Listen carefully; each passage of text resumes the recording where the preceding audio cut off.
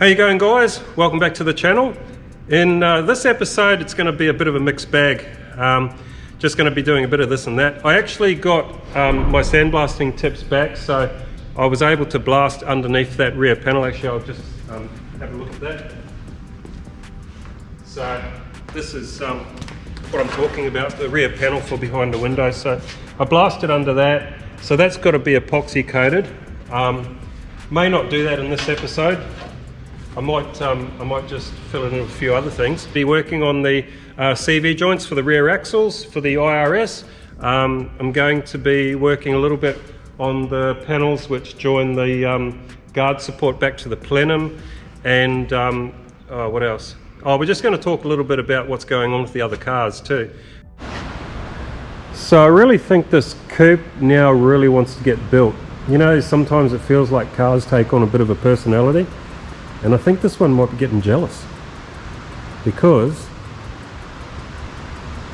I've just decided to get these other two cars ready. Now you'll notice the absence of a four-door.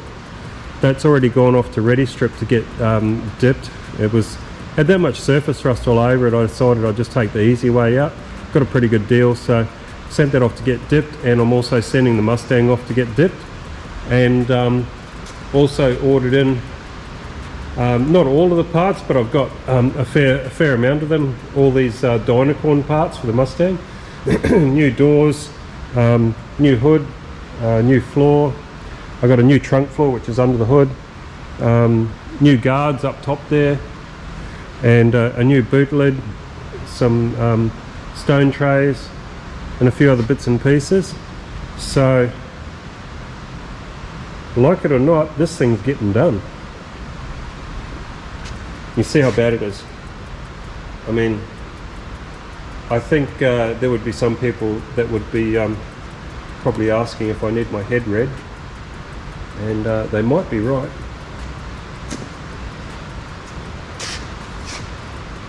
This thing is cactus. It is rotten. But it's rotten in normal places like boot floor, main floor. Then things like quarter panel, they're solid. Across the back here is solid, except the parcel tray's rotted out. The sills are fairly solid. The A-pillars are fairly solid. The roof, however, has got holes in the middle of it. The plenum is shot. What else? Well, apparently you can get a new plenum. So actually, I'll just let you know too, I got this stuff from Harry's Classics. I got talking to Harry on the phone, and he's just really chilled out and really relaxed, helpful, easy to deal with. So he said that he can probably get all of these inner skirts for me, probably get the plenum, and he's pretty sure he can get me a roof skin. So that stuff there, we're just waiting to hear on. Yeah, so why am I going to all this trouble instead of just buying a better one? Well, this one I basically got for free. Not free, but I mean, when you consider that I got the whole car, and like, you know, all the parts and stuff up there on the shelves, the engine, gearbox, everything there, it's got all the interior. It was a running car at one stage, and it was stripped out and sandblasted and then left next to the ocean. So the body is really the main issue, and I paid about $2,000 for the whole thing. Feels like it's worth it to me, but like I said, maybe I just need my head red. But the thing is, it's got full import approval, it's got all the documentation, it's actually got a written history, it's got the manuals, and it's a true Mach 1, so, you know, why not? So yeah, it'll be interesting when it comes back from the dippers, how much of it's going to be left, eh? But the main thing for me is that the main part of the structure is there, because you can always replace these skins. I'm not sure if I'm going to do the quarter panels, as I said, they're pretty solid except for down the bottom, so I'll probably need a patch down the bottom, but the rest of them are solid and fairly straight. That one's got a little ding just at the front, but apart from that, they're fairly straight. So yeah, it'll be really interesting to get it back from the dipper and see what we're in for. We basically know what we're in for. It's pretty much everything. So anyway, I think that all of that sort of activity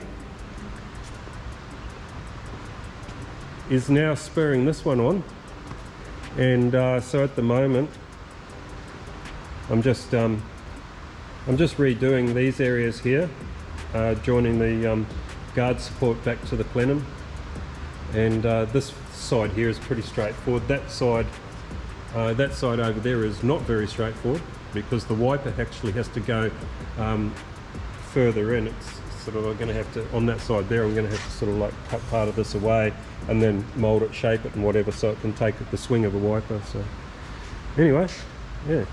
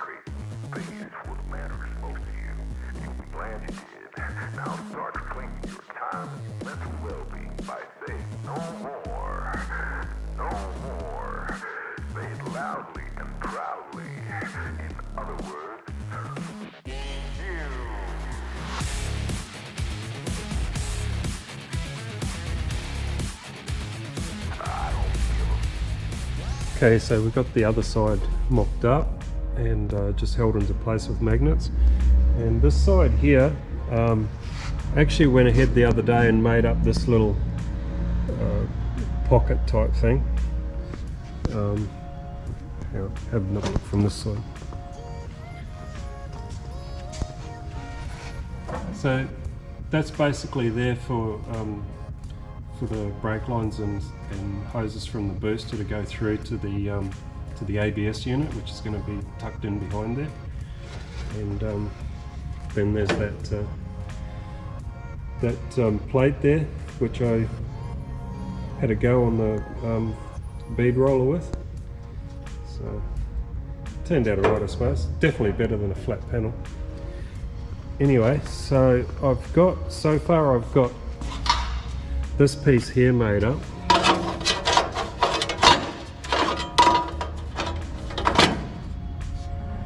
Something like that, anyway. But what I'm going to need to do is get that plenum cover that I made ages ago and put it in place and see what I'm going to basically have to do.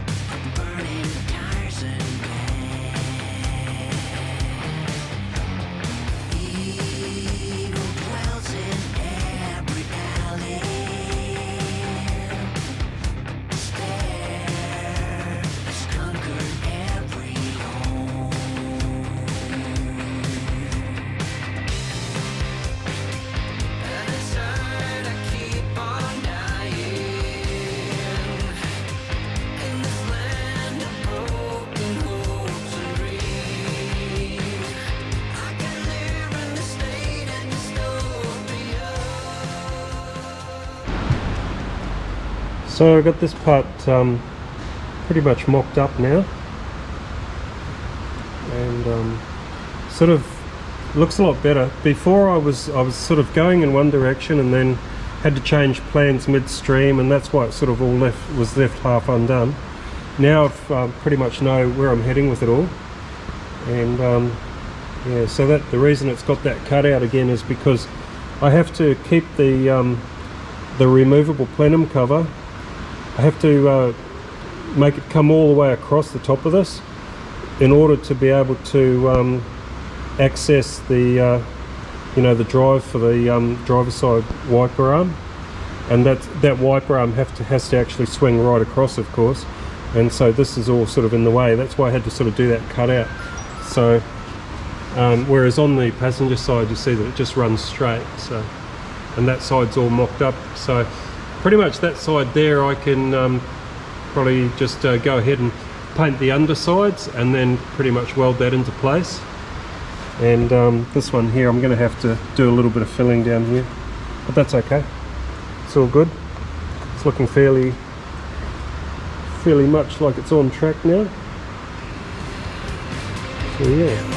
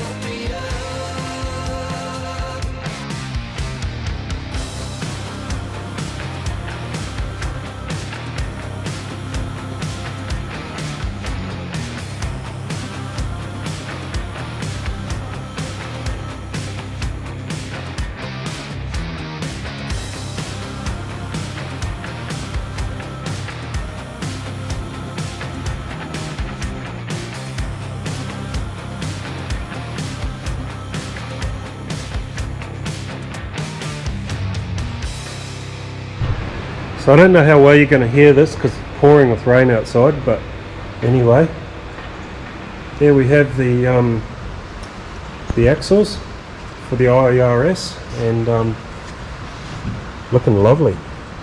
The only thing that I have to do is I have to put the clamps on the large end of the boots, only because the kit that I got sent from America, which I thought was genuine Ford, just seems to be a little bit too small. Now I can understand why these would be a tight fit. I mean, that was like trying to fit a tyre to a rim, but the actual clamps themselves, you can't even get them on, so it's a little bit weird. Whereas these ones you could get them on. Yeah, the larger ones you just simply can't get them on no matter what. So I've just ordered some other ones to come in. Hopefully they'll be, I think they're a universal one, so you have a bit of an adjustment in them. So anyway, pretty happy with how that looks. And so they'll just be sitting there until we get onto this part. So at the moment I'm still waiting for the diff head to come in, and I also want to get this painted. I know that it sounds